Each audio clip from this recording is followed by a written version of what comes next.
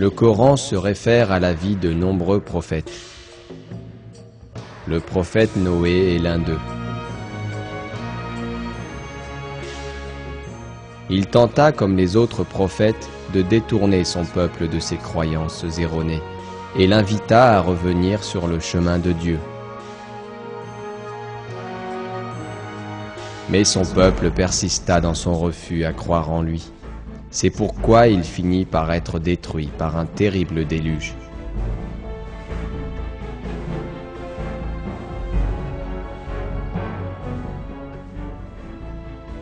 Ce cataclysme joue depuis des milliers d'années un rôle dissuasif.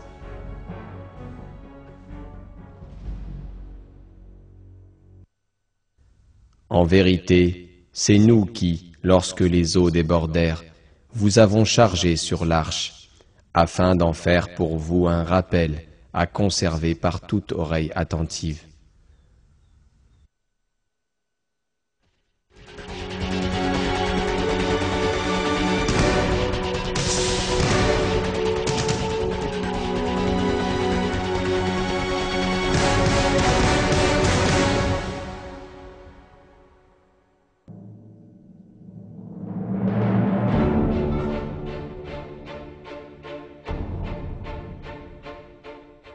La tribu de Noé vivait sans religion, loin des versets divins. Soit ses membres niaient l'existence de Dieu, soit ils lui assignaient des associés. Dieu honora Noé de la prophétie et le chargea par conséquent de guider sa tribu déviante vers la vraie voie. Inlassablement, le prophète Noé conseillait à son peuple d'avoir foi en Dieu et de se conformer à sa religion. Le Coran décrit comment il mit en garde son peuple et l'invita vers le chemin de Dieu.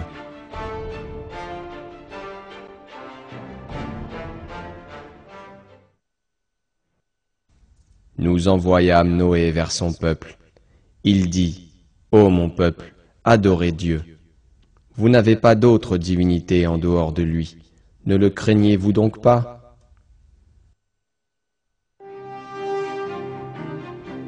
Or, au lieu de regretter leurs méfaits et de suivre le droit chemin, ils rejetèrent Noé et l'accusèrent d'être possédé.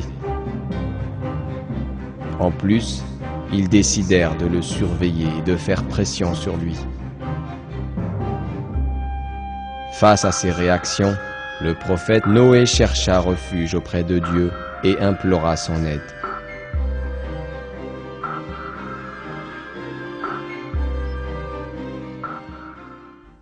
Ce n'est en vérité qu'un homme atteint de folie. Observez-le donc durant quelque temps. Il dit : Seigneur, apporte-moi secours, parce qu'il me traite de menteur.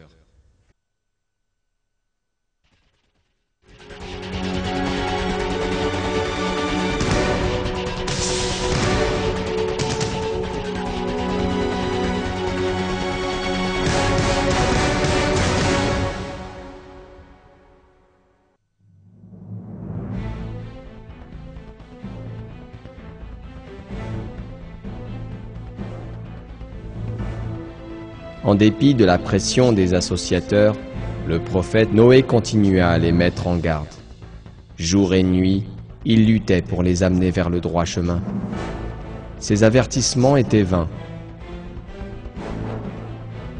Les membres de sa tribu refusaient de suivre le chemin de Dieu. Leurs oreilles restaient sourdes face au rappel de Noé. Aussi, le prophète Noé priait-il Dieu sincèrement à la recherche de son secours.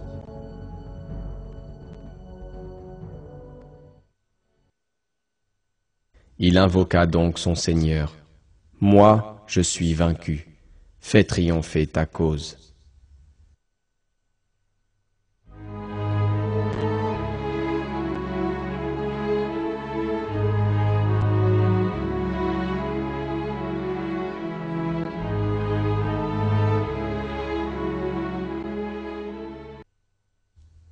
Il dit : Seigneur, j'ai appelé mon peuple nuit et jour, mais mon appel n'a fait qu'accroître leur fuite.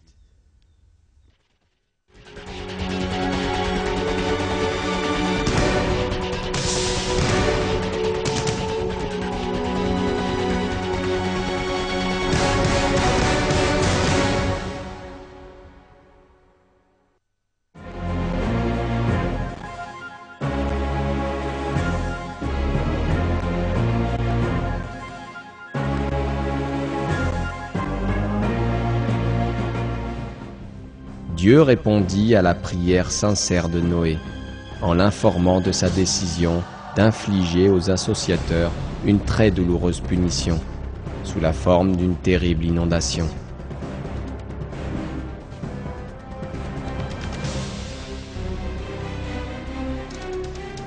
Dieu ordonna à Noé, qui obéissait consciencieusement à ses ordres, de construire un bateau.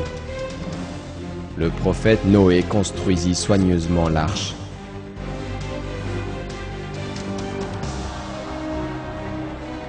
Au cours du déluge, les croyants allaient pouvoir ainsi prendre refuge dans cette embarcation et être sauvés d'une terrible souffrance, tandis que les incrédules allaient être noyés. Le cataclysme envoyé sur ceux qui refusèrent de croire en Noé est décrit dans les versets du Coran.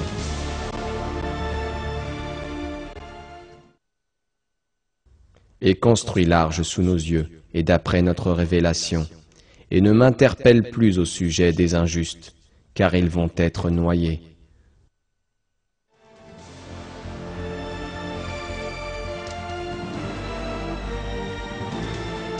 Lorsque le jour de l'inondation survint, le prophète Noé fit embarquer sa famille et les croyants à bord de l'arche qu'il avait construite selon l'ordre divin.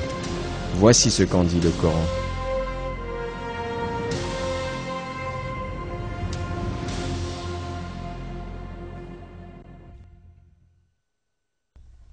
Puis, lorsque notre commandement vint et que le four se mit à bouillonner d'eau, nous dîmes alors à Noé: charge dans l'arche un couple de chaque espèce ainsi que ta famille, excepté ceux contre qui l'arrêt a déjà été prononcé. Embarque aussi tous ceux qui avaient cru. Or, ceux-ci étaient fort peu nombreux.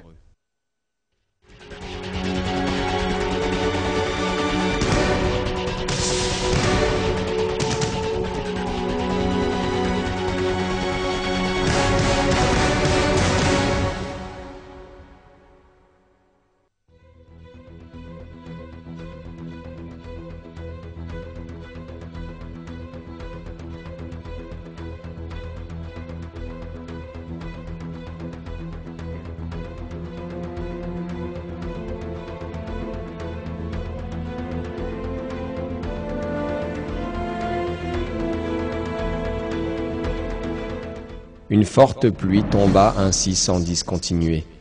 La visibilité était nulle et tout était couvert d'eau.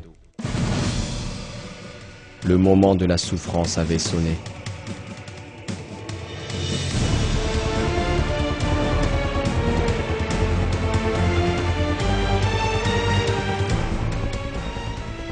Les associateurs tentaient désespérément de fuir pour se mettre à l'abri.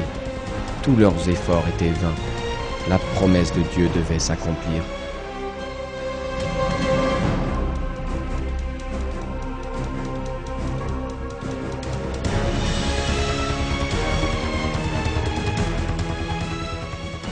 Tous les associateurs furent noyés. Les seuls rescapés furent Noé et ses compagnons à bord de l'arche.